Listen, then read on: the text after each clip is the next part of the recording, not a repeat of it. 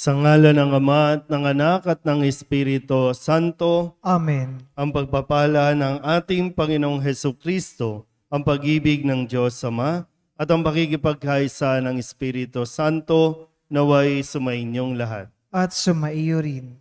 Tayo po ay nasa ikalawang araw ng ating pagtitriduum para sa karangalan ng ating ikalawang patron ng parokya at ng distrito, si San Nicolas de Tolentino.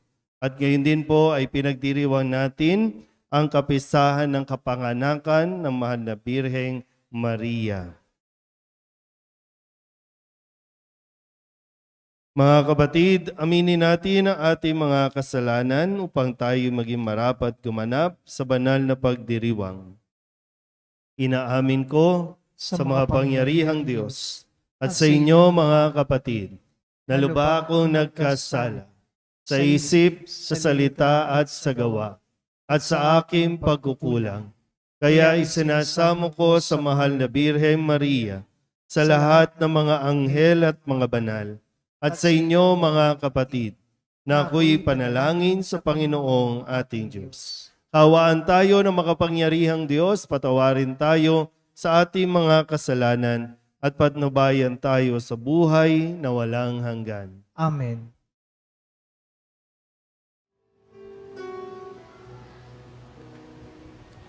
Panginoon, kaawaan mo kami, kaawaan mo kami.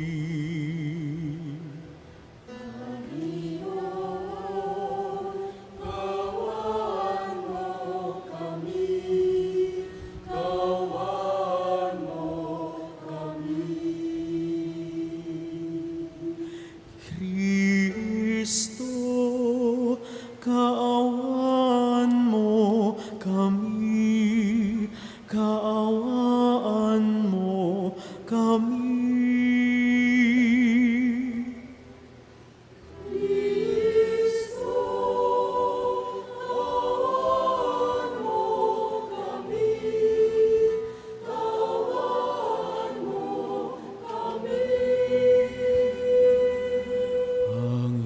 Panginoon, kaawaan mo kami, kaawaan mo kami.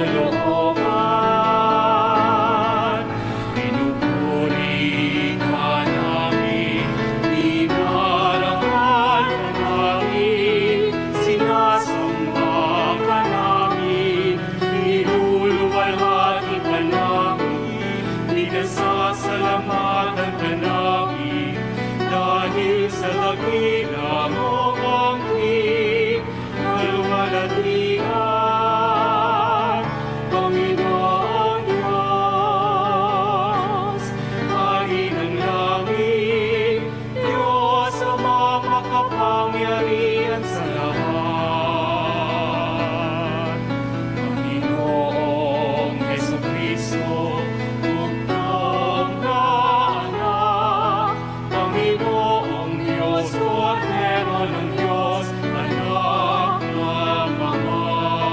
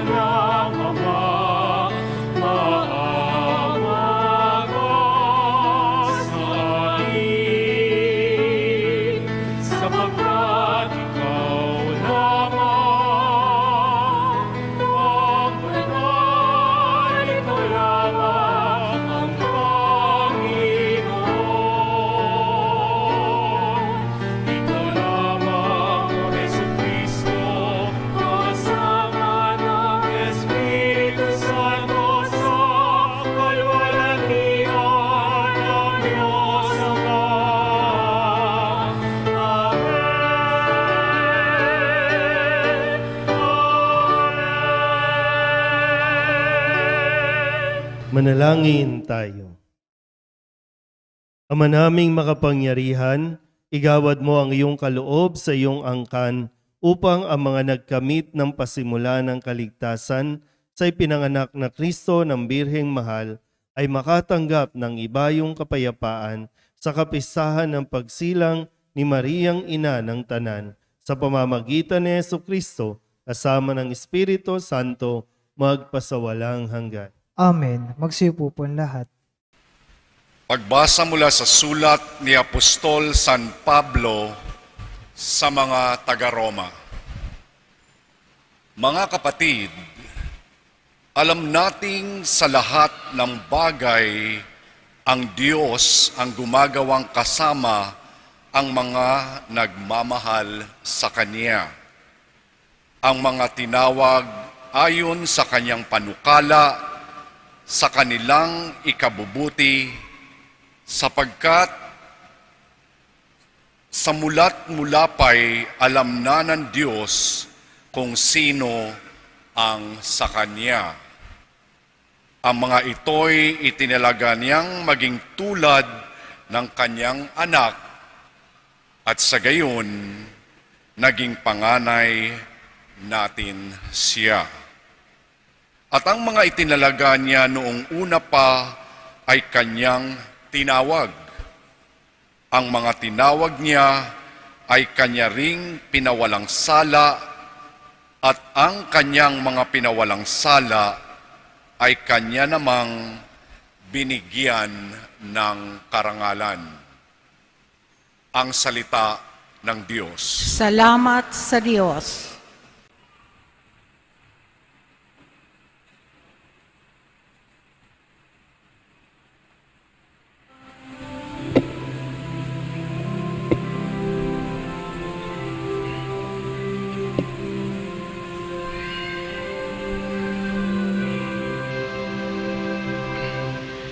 Ang lubos kong kasiyahan ay magalang sa may kapal.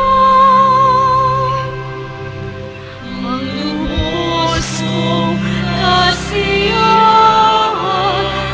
ay magalang sa may kapal.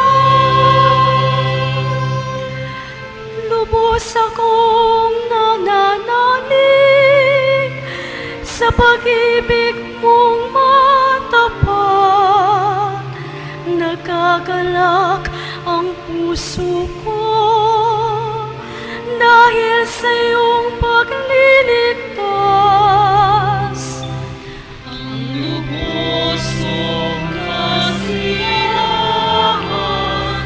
ay magalang sa may kapal. Awitan kita, buong, awit ang buong galak, dahilan sa kabutihan sa akin ay ginawa. Ang lubos mong kasiyahan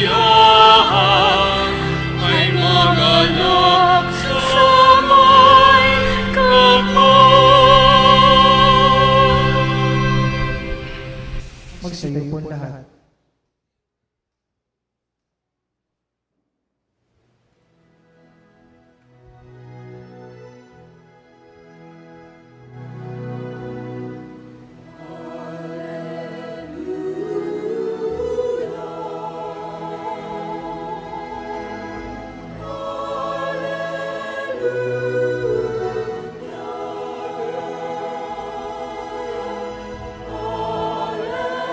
Alleluia.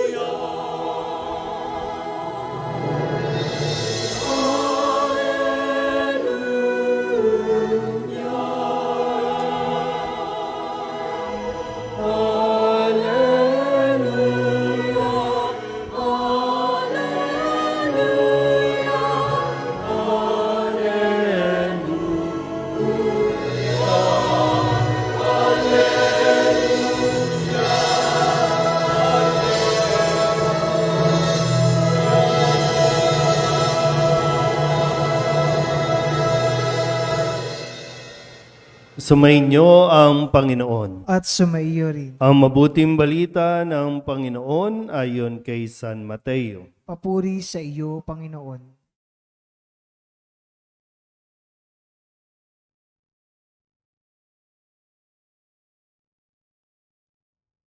Ito ang lahi ni Jesucristo na mula sa angkan ni David na mula naman sa lahi ni Abraham. Si Abraham ang ama ni Isaac, si Isaac ang ama ni Jacob na ama ni Juda at ng kanyang mga kapatid. Naging anak naman ni Juda kay Tamar sina Fares at Sara. Si Fares ang ama ni Esrom at si Esrom ang ama ni Aram. Si Aram ang ama ni Aminadab. Si Aminadab ang ama ni Naason na ama naman ni Salmon. Naging anak ni Salmon kay Rahab si Bus at naging anak naman ni Bus kay Ruth si Obed. Si Obed ang ama ni Hese na ama ni Haring David. Naging anak ni David si Solomon sa dating asawa ni Urias. Si Solomon naman ang anak ni Roboam. Si Roboam ang ama ni Abias at si Abias ang ama ni Asa. Si Asa ang ama ni Josaphat at si Josaphat ang ama ni Horam na siya namang ama ni Uzias. Itong si Uzias ay ama ni Hotam na ama ni Akas at si Akas ang ama ni Ezekias. Si Ezekias ang ama ni Manases at si Manases ang ama ni Amos na ama naman ni Hosias. Si Hosias ang ama ni Jeconias at ang kanyang mga kapatid. Panahon noon ng pagkakatapon ng mga Israelita sa Babylonia. Matapos ang pagkakatapon sa Babylonia, naging anak ni Jeconias si Salatiel na ama ni Zorobabel. Si Zorobabel ang ama ni Abiud na ama ni Eliakim. At si Eliakim ang ama ni Azor. Si Azor ang ama ni Sadok na ama ni Akim. Itong si Akim ang ama ni Eliud. Si Eliud ang ama ni Eleazar. Si Eleazar ang ama ni Matan na ama ni Jacob. At si Jacob ang ama ni Jose na asawa ni Maria. Si Maria naman ang ina ni Jesus na tinatawag na Kristo. Ganito ang pagkapanganak kay Jesucristo. Si Maria na kanyang ina at si Jose ay nakatakda ng pakasal. Ngunit bago sila nakasal, si Maria ay natagpuang nagdadalang tao. Ito'y sa pamamagitan ng Espiritu Santo. Isang taong matuwid itong si Jose na kanyang magiging asawa. Ngunit ayaw niyang mapahiya si Maria. Kaya ipinasya niyang hiwalayan ito ng lihim.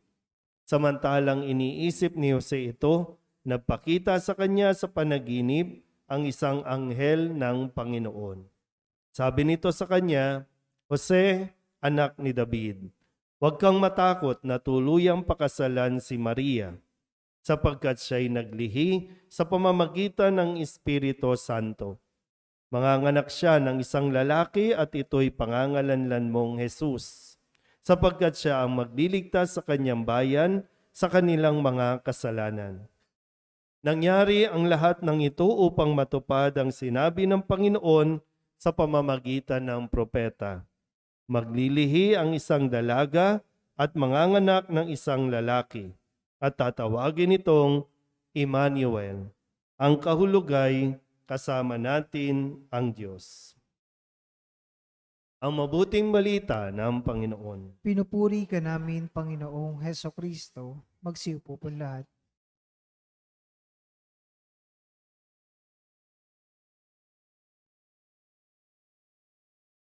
Isang magandang gabi po sa inyong lahat.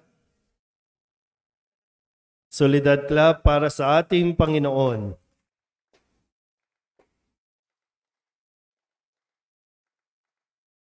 At tayo po'y patuloy na nagpapasalamat sa ating Panginoon sa pagkakaloob sa atin ng kanyang ina, ang mahal na Birheng Maria, na ngayon ay ginugunita natin ang kanyang kapanganakan. Ilang libong taon na rin kung tutuusin. Meron ba ditong kasabayan ni Maria? Barkada ni Maria? Wala, no? Wala nang nakaabot sa atin, no? Nakakita no ng physical kay Maria, pero bahagi na ng ating pananampalataya, ng ating pagka-Pilipino, si Maria kahit kailan ay hindi maihihiwalay o mailalayo sa kanyang anak na si Jesucristo. Si Maria ay ipinanganak kagaya natin, katulad natin na tao. Kaya inaalala natin, kahit na napakatagal ng panahon siyang naiakyat na sa langit, wala na sa mundong ito, pero hindi siya nakakalimutan para ipagdiwang ang kanyang kapanganakan. Kasi kung hindi siya ipinanganak, hindi ko alam kung anong kwento ng kaligtasan natin. Sabihin nyo nga po, Happy birthday, Mama Mary. Kaya happy tayo. Happy. Kapag binabati mo ang isang tao, lalo tigit, masaya o malapit sa iyo. Yung talagang kakilala mo, no? Yung malapit sa iyo. Kasi pwede naman minsan babatiin nyo ang isang politiko, happy birthday, di ka naman kilala, no? Pero yung talagang kilala ka, kilala mo, talagang pag binati mo, happy birthday, happy ang birthday. Hindi lang basta birthday, uy, birthday mo. Kundi, uy, happy birthday. Na parang sinasabi natin, masaya ako na ikaw ay ipinanganak. Masaya ba kayo? Na pinanganak kayo sa mundong ito? Parang hindi naman, no? Pero sabihin nyo nga sa katabi ninyo, salamat sa Diyos, ipinanganak ka. Kaya happy birthday dahil nagpapasalamat tayo sa Panginoon, nagpapasalamat tayo sa mahal na Birhen, sa kanyang naging buhay. No, sa mundong ito, yung kanyang naging buhay na nagiging huwaran natin o halimbawa. Kasi kung narinig nyo po, no, sa ating ebanghelyo, binasa ko ang mahabang version, no, ng ebanghelyo sa araw na ito para mas maintindihan natin mula sa iba't ibang lahi o ibang angkan na pinagmulan bago sumulpot ang pangalan ni Maria. Lahat ng pangalan ay naging bahagi ng pagpaplano o ng plano ng Diyos na kaligtasan. Nakailang ulit. Pero hindi nagtatapos at hindi nawalan ng pag-asa ang Diyos. Hindi napiko ng Diyos.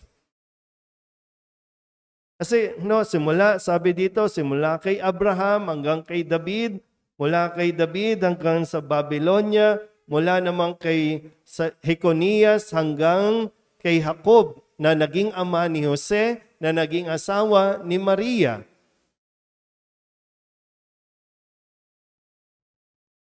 Itong mga taong ito ang tinawag ng Diyos, pinili ng Diyos para sa kanyang bayan. Pangunahan ang kanyang bayan, palayain ang kanyang bayan mula sa paghihirap, yung pagginhawahin ng buhay. Pero itong mga taong ito, dahil sa kanilang naging kahinaan, nagkasala pa rin, tumalikod din yung iba sa Diyos, hindi naging tapat sa Diyos, pero ang Diyos patuloy na nagiging tapat sa kanyang pangako. Kaya umabot sa napakahabang listahan hanggang sa mabanggit na nga itong si Jose na magiging ama ni Jesus na asawa ni Maria. Napakahabang panahon na inihanda si Maria para maging asawa ni Jose na magiging magulang ni Jesus. Nakukuha niyo po ba? Maraming pagkakamali, pero may mga tao din namang nagtuwid ng pagkakamaling ito at hinangad na ituloy ituloy natin ang kwento kung paano ililigtas ng Diyos ang sanlibutan. Kaya salamat kay Jose na nakinig sa Diyos. Salamat kay Maria na tumugon sa panawagan ng Diyos na maging ina ni Jesus. So may plano ang Diyos sa bawat isa. Kaya ipinanganak. Minsan kasi tayo, kung bibigyan ka ng desisyon, may mga tao minsan sa buhay natin na nasasabi, sana hindi ka na pinanganak. Sana hindi ka na lang isinilang sa mundong ito. Kasi ang tingin nga natin ay problema. Dulot niya ay problema. Puro perwisyo ang dala niya. Kaya minsan naiisip natin, bakit pa kasi pinanganak yan? First, lahat tayo. Sa pagdiriwang natin ng kapanganakan ni Maria, lahat tayo ay pinaalalahanan na isinilang ka dahil gusto ng Diyos. Hindi man maging malinaw pa sa ngayon, pero may plano ang Diyos sa iyo. Maganda ang plano ng Diyos sa iyo. Kahit na minsan sa tingin natin, ang pangit naman ng nangyayari sa buhay ko. Maghintay ka lang. Buksan mo lang ang iyong sarili. Makikita mo ng malinaw pagdating ng araw kung ano ang plano ng Diyos sa iyo. Kailangan mo lang talagang matutong, magpakumbaba, mag-submit sa Diyos para maging okay. Sabihin niyo nga po sa katabi ninyo, isinilang ka para maging biyaya. Sa mga bata sa labas, mga bata, makinig mabuti ha. Hindi kayo ipinanganak sa mundong ito para maging palaboy lang hanggang paglaki. Hindi kayo ipinanganak sa mundong ito nang wala lang. Ipinanganak kayo dahil gusto ng Diyos, dahil may plano ang Diyos sa inyo. Kailangan nyo lang talagang sa murang edad, ay makinig sa Diyos. Kung ano man yan, kung saan kayo dadalhin. O pwedeng nasa inyo, yung mga bata dyan sa labas, kung magagabayan lang natin ang tama, baka sila na ang sagot sa pinakahahanap nating sagot sa problema ng lipunan. Pero, hindi ko alam kung tayo ba, kayo, tumanda na kayo, tumatanda rin tayo. Kung babalikan natin ang kasaysayan, ang kwento, ipinanganak ka ba para ulitin ang pagkakamali ng nakalipas o matanggap mo na ipinanganak ka para baguhin at ituwid ang pagkakamali ng nakalipas. Sa ngayon, sa estado ng buhay mo, naulit ba ang pagkakamali o naitutuwid mo na ang pagkakamaling ito? Yan. So, yung magandang hilingin natin sa mahal na Birhen ang grasyang ito na makita natin ng malinaw kung ano ang purpose mo sa mundong ito. Si San Nicolas, kala mo wala lang, nang siya'y maging pari, ma-assign sa kumbento, yung assignment niya, feeding program. Tagapagpakain ng mga mahihirap na naghihintay doon sa gate ng kumbento o ng simbahan. Naatasan siya para mamigay ng pagkain na inaayawan noon, na para bang pari siya, bakit mamimigay lang ng pagkain? Pero dahil doon sa gawaing iyon, naging banal, naging santo, naging patron ng mga panawagan ng mga kaluluwa para maalis sila sa purgatorio.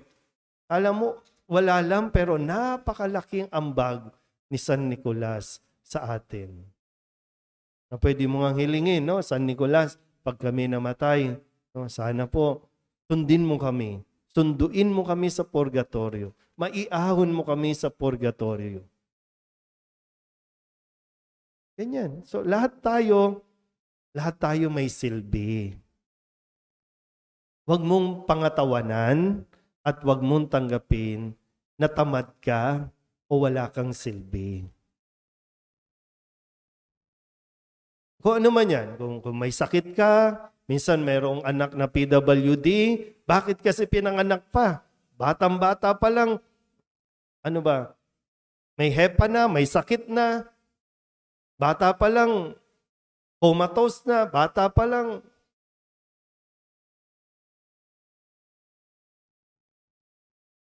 Meron tayong silbi. Kailangan lang natin matukoy, makita kung ano yung silbi natin sa mundong ito. Wala kahit isa sa atin ang dapat maniwala na wala kang silbi. Kasi pag pinaniwalaan mo yan, mabubuhay ka nga na para bang sana hindi ka na lang naisilang. Parang ganun ang mangyayari.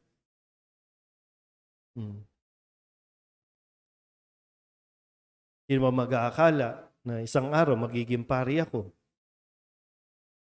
Sa dami ng lahi namin, sa dami ng kamag-anak ko, sino mag-aakala na yung katabi nyo pala magiging chairman ng barangay ninyo? Pero pag naging chairman, uulitin mo ba ang pangit na pamamaraan? O dahil kaya ka nilagay dyan ay para ayusin mo at ituwid mo ang barangay?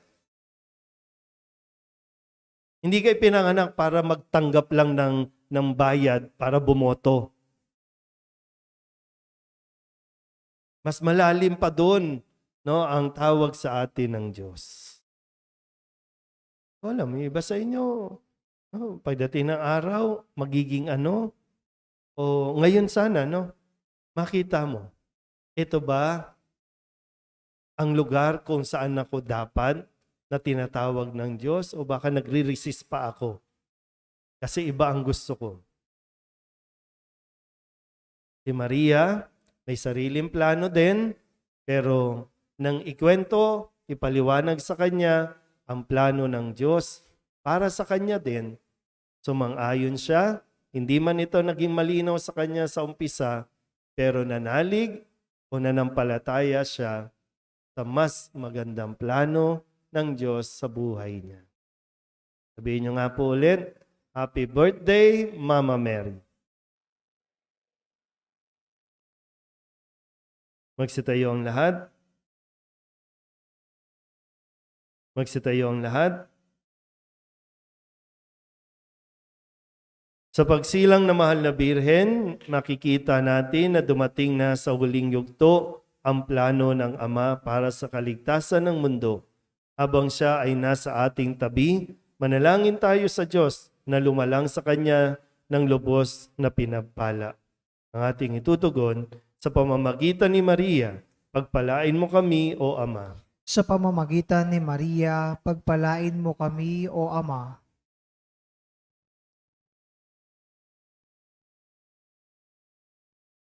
Ang simbahan, naway walang takot na ipahayag ang ebanghelyo na ipinagkatiwala sa kanya ng anak ni Maria.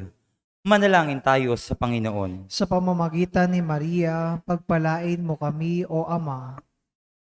Ang mga walang pananampalataya, naway lumapit sa Panginoon na nagkatawang tao upang iligtas ang kanyang bayan sa kanilang mga kasalanan. Manalangin tayo sa Panginoon. Sa pamamagitan ni Maria, pagpalain mo kami, O Ama. Sa ating mga ina, naway bigyan natin ang nararapat na pagmamahal at paggalang na kailangan nila. Manalangin tayo sa Panginoon. Sa pamamagitan ni Maria, pagpalain mo kami, O Ama. Sa tulong ng mga panalangin ni Maria, naway maibalik sa kawan ang mga tumalikod sa pagtupad ng kanilang pananampalataya. Manalangin tayo sa Panginoon. Sa pamamagitan ni Maria, pagpalain mo kami, O Ama. Atin nawang tanggapin si Jesus sa Eucharistia bilang Diyos na kapiling natin. Manalangin tayo sa Panginoon. Sa pamamagitan ni Maria, pagpalain mo kami, O Ama. Idulog din natin sa Panginoon ang ating mga personal na kahilingan at mga panalangin para sa ating mga pamilya. Kasama ang mga kahilingan ng mga nanonood sa online. Lahat ng mga misang pasasalamat, natatanging kahilingan para sa agarang paggaling ng mga may sakit, ang mga espesyal na intensyon at ang lahat ng mga kaluluwa na inihiling na ipagdasal sa misang ito. Ang lahat ng ito inihiling namin sa ngalan ni Kristong aming Panginoon. Amen. Magsiupo po ang lahat.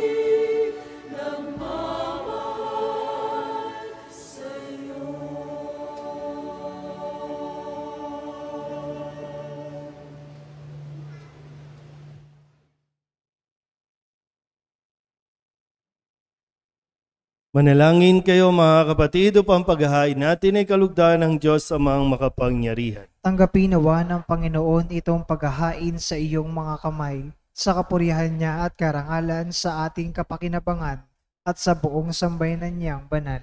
Ama naming lumikha, ang iyong nagkatawang taong anak ay tumulong nawa sa aming ginagawa upang siya na iniluwal ni Maria nang di bumawas kundi lalo pang nagpaganap sa pagkabirhen ay magpagindapat na kalugdan mo ang aming paghahain sa ikapagpapatawad ng mga kasalanan, sapagkat siya ang Panginoong kasama mo at ng Espiritu Santo magpasawalang hanggan. Amen. Sumainyo ang Panginoon. At sumaiyo rin. Itaas sa Diyos ang inyong puso at diwa. Itinaas na namin sa Panginoon. Pasalamatan natin ang Panginoong ating Diyos. Marapat na siya ay pasalamatan.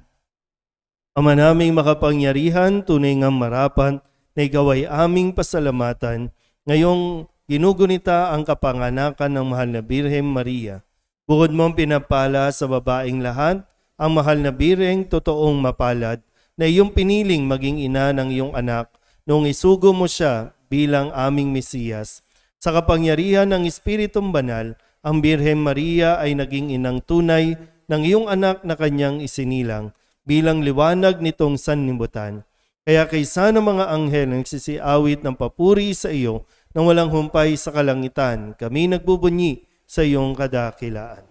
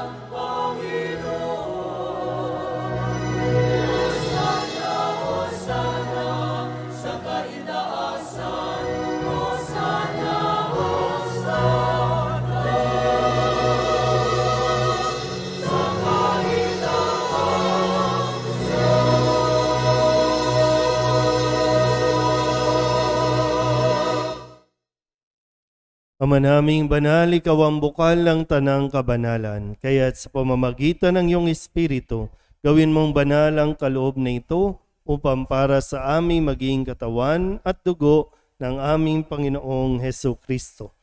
Bago niya pinagtiis ang kusang loob na maging handog, hinawakan niya ang tinapay, pinasalamatan kaniya, pinaghati-hati niya iyon, iniabot sa kanyang mga alagad at sinabi, "Tanggapin ninyong lahat ito at kanin, ito ang aking katawan na ihahandog para sa inyo."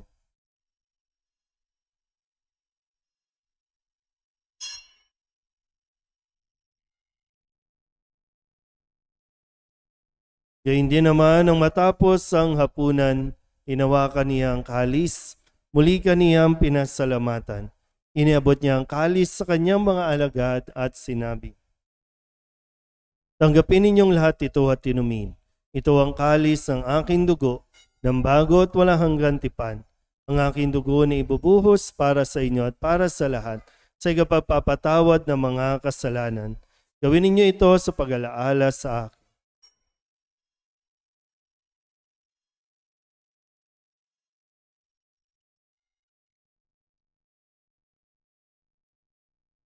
Ipagbunyi natin ang misteryo ng pananampalataya.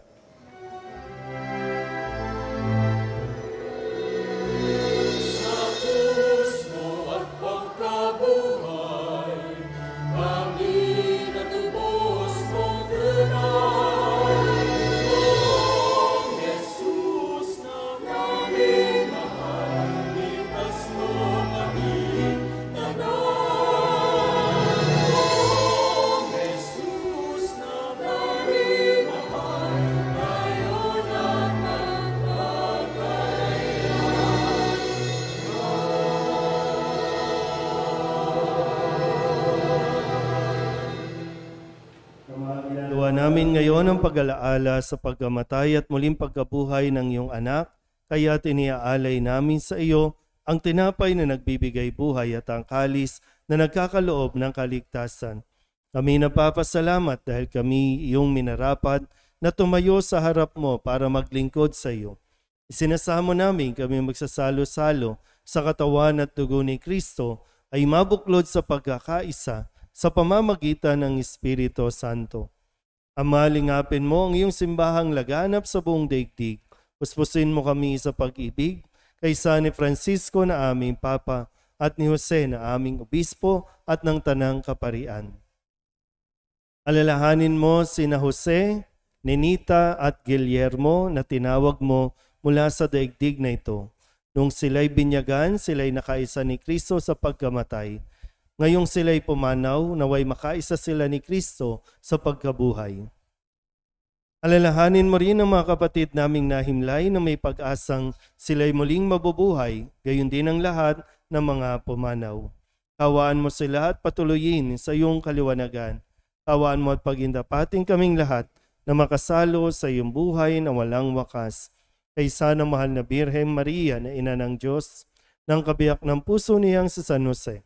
Kaysa ng mga apostol at ng lahat ng mga banal na namuhay dito sa daigdig na kalugod-lugod sa iyo.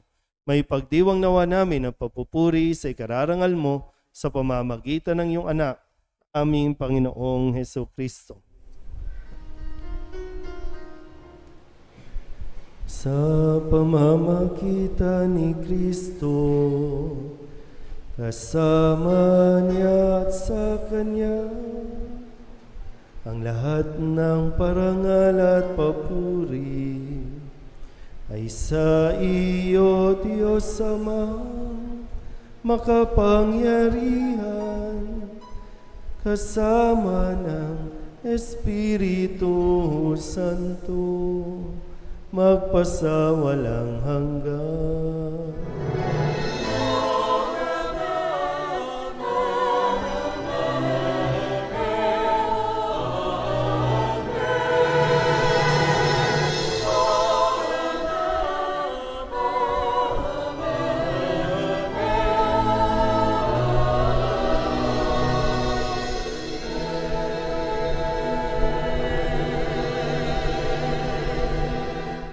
Sa tagubili ng mga nakagagaling na utos sa turo ni Jesus sa Panginoon natin at Diyos, ipahayag natin ang lakas loob.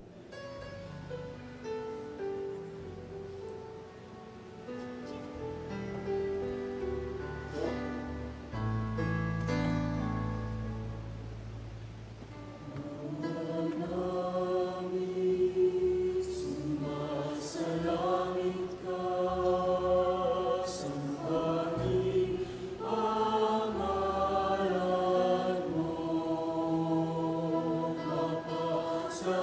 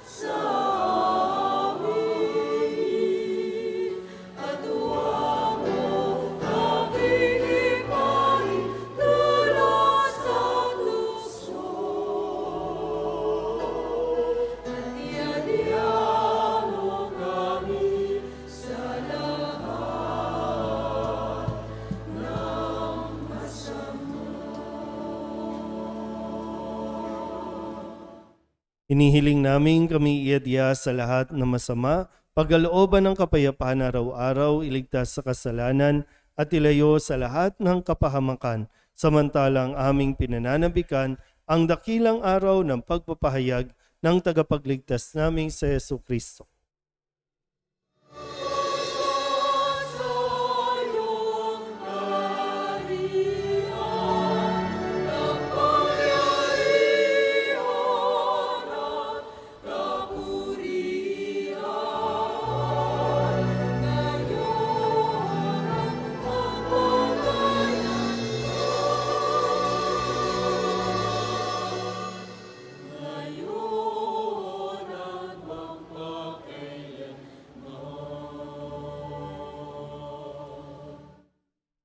Panginoong Hesus Kristo, sinabi mo sa iyong mga apostol, kapayapaan ang iniiwan ko sa inyo, aking kapayapaan ang binibigay ko sa inyo.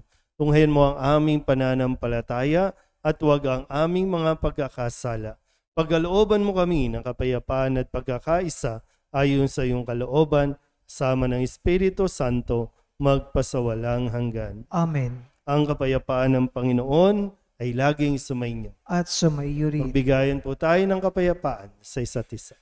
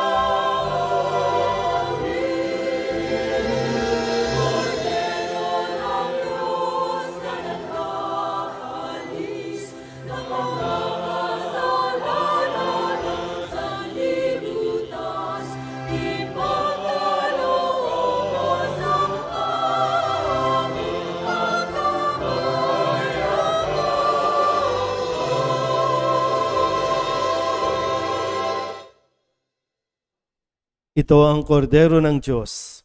Ito ang nag-aalis ng kasalanan ng sanlibutan.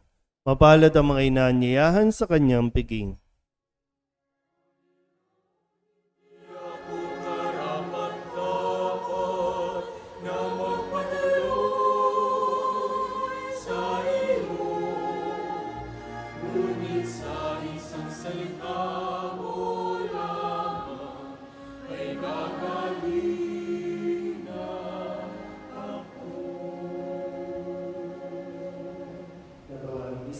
Amen.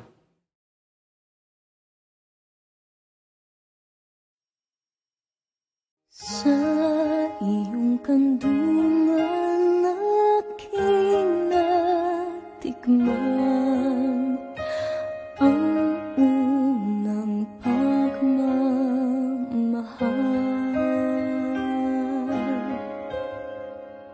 Kahit musmus pa,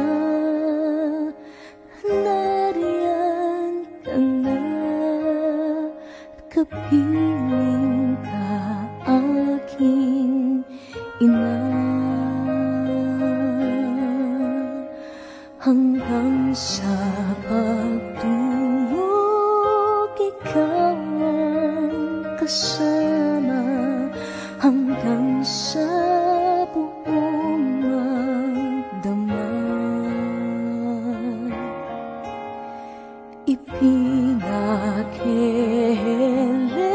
ang butihing nanay, ang kaniyang bunsong mahal.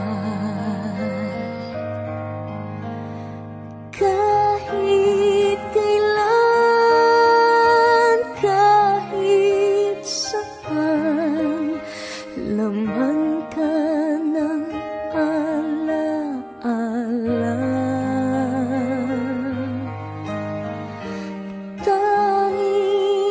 bituin sa aking langit, tanging puso sa dibdib, yun ang sinisinta, Santa Maria.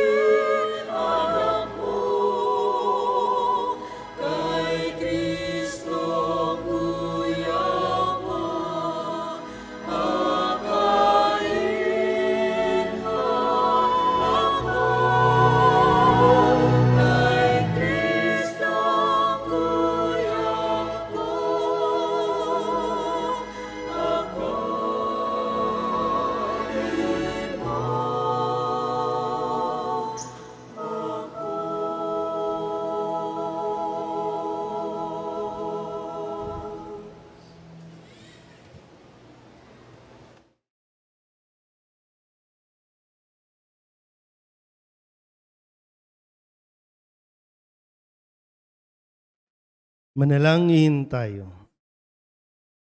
Ama naming mapagmahal, pasayahin mo ang iyong sambayanan na pinapagsalo-salo mo sa piging na banal, sa kapisahan ng pagsilang ni Mariang Birheng Mahal na siyang pag-asa ng sanlibutan at bukang liwayway ng kaligtasan sa pamamagitan ni Jesucristo kasama ng Espiritu Santo magpasawalang hanggan. Amen.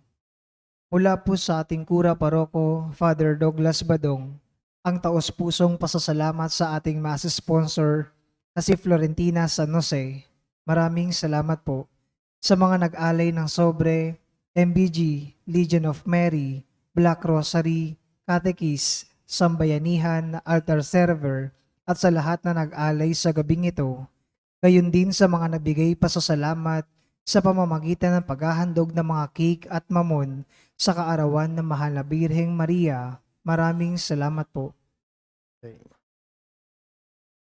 Sumainyo ang Panginoon at pagpalain kayo ng makapangyarihang Diyos, Ama at Anak at Espiritu Santo. Amen. Tapos sa banal na misa, humayo tayo sa kapayapaan ni Kristo. Salamat sa Diyos.